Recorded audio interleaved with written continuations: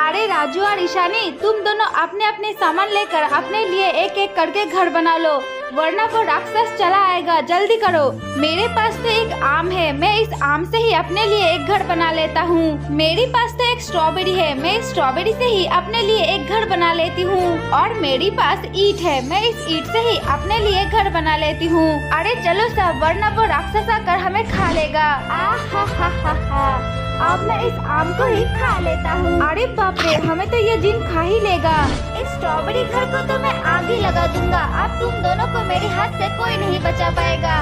टिंकू टिंकू, हमें बचा लो, वरना ये जिन तो हमें खा ही लेगा। ठीक है, मैं तुम दोनों को तभी बचाऊंगी जब सभी लोग हमारी इस वीडियो को लाइक